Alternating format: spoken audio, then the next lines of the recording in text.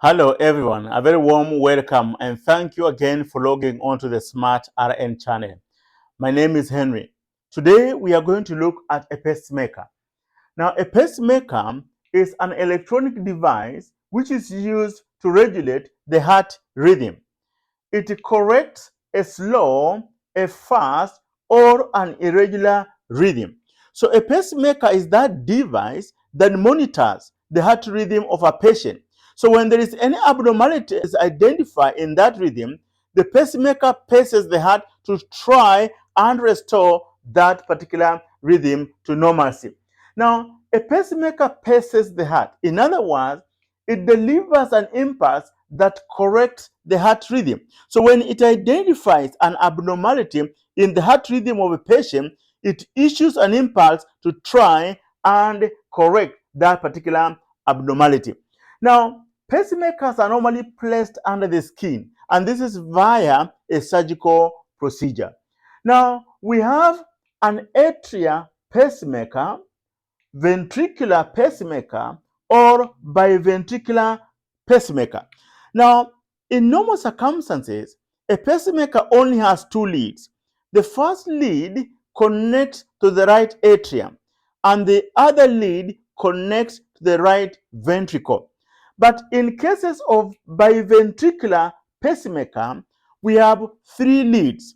The first lead, as we have said, to the right atrium, the second lead to the right ventricle, and the third lead connects to the left ventricle.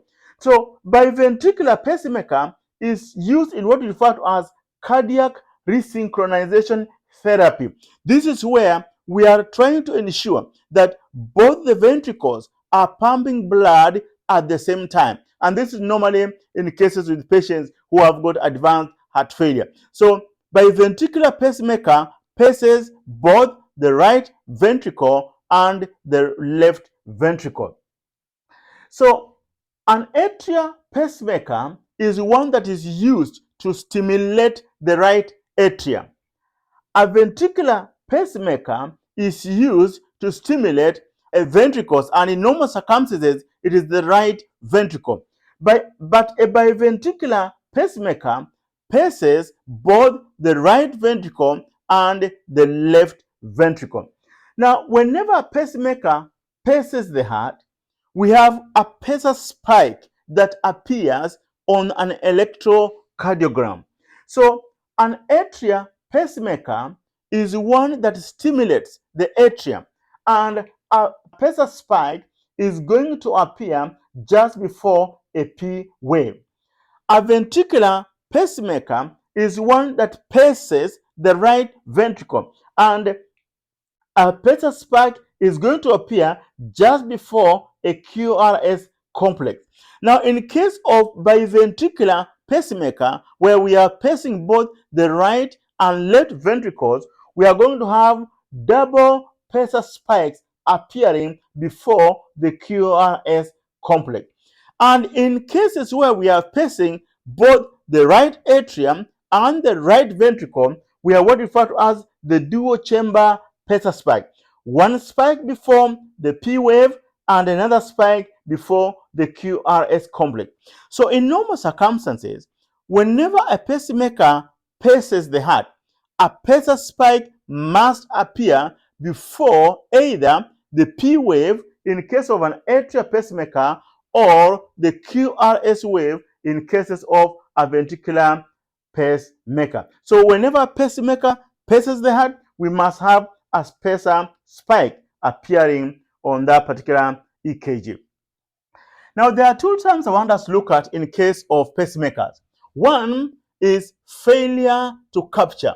The pacemaker generates a pacing stimulus, but there is no myocardial depolarization. We have just said that when a pacemaker paces the heart, there is a pacer spike that appears on an EKG. And after that pacer spike, we must have either a P wave or a QRS wave. But in failure to capture, the pacemaker paces the heart, but there is neither a P wave nor a QRS complex before a pacer spike. So that's referred to as failure to capture. Now, failure to sense is a situation where the pacemaker fails to sense the native rhythm. Remember, we say that a pacemaker monitors the heart rhythm of this patient. So when there is an abnormality identified, it paces the heart to try and restore that rhythm back to normalcy.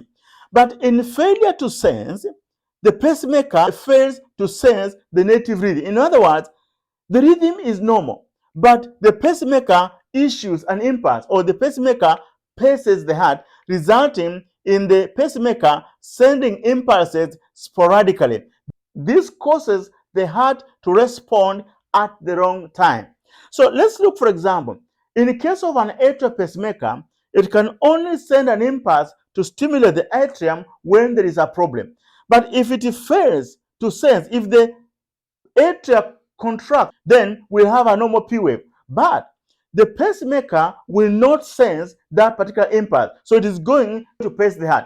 So it is pacing the heart at the wrong time. Why? Because it failed to sense the native rhythm of that particular patient. There was no problem. There was no need for pacing, but it just went ahead and paced. So in failure to sense, we have pacemakers sending impulses sporadically, resulting in the heart responding at the wrong time. So failure to capture is where the pacemaker generates a pacing stimulus but no myocardial depolarization.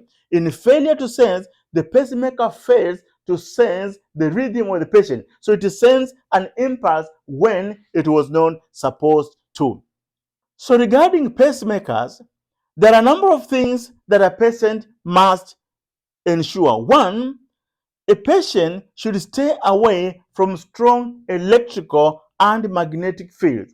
When you have a pacemaker, you are advised to stay away from very strong electrical or magnetic fields which might interfere with the operation of a pacemaker. Number two, the patient is required to notify all healthcare providers. Whenever you go to a doctor or to the hospital, you must inform the doctors and the healthcare personnel that you have an implanted pacemaker. So all the time, a patient is required to notify healthcare providers of the presence of a pacemaker. Number three, notify security personnel at the airports. Whenever you are traveling at the airport, you must notify the security personnel that you have a pacemaker.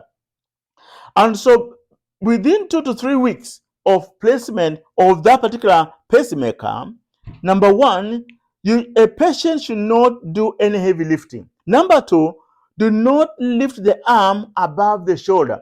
And this is the arm on the side where the pacemaker is placed. So if you have the pacemaker on this right side of your heart, then do not lift your arm above the shoulders, because that might interfere with that pacemaker which has just been placed. So within 2 to 3 weeks, do not lift that arm above the shoulder. Do not put pressure on the pacemaker, even tight clothing. Do not use tight clothing before within 2 to 3 weeks of placing that particular pacemaker. A patient is advised also to carry a pacemaker ID. Every time you are traveling, make sure you carry a pacemaker ID that notifies any people that you have a pacemaker in case you are unable to notify them for one reason or the other. Then when you are using your phone, keep your phone approximately 6 inches from that particular pacemaker. And for nurses, monitor the site of a pacemaker for bleeding and infection. So make sure you monitor the site for bleeding, any signs of bleeding or any signs of infection. And the number two, a nurse should do patient teaching. What are you teaching? You are teaching a patient to undertake all these things, to stay away from strong electrical, magnetic fields. You are teaching the patient to notify all healthcare providers whenever they go to hospital. Tell them to notify all security personnel of the presence of that particular pacemaker. Within 2 to 3 weeks, they should not do any heavy lifting. They should not put pressure on this pacemaker. And all the time, they should carry their pacemaker ID. So those are the teaching to this particular patient. Now, many times, pacemakers might fail to work properly, for example, because of battery problems or just because of mechanical or electrical problems. The pacemaker may not work well. So that brings us to the end of this video on pacemaker. Thank you from me here today. It's a goodbye.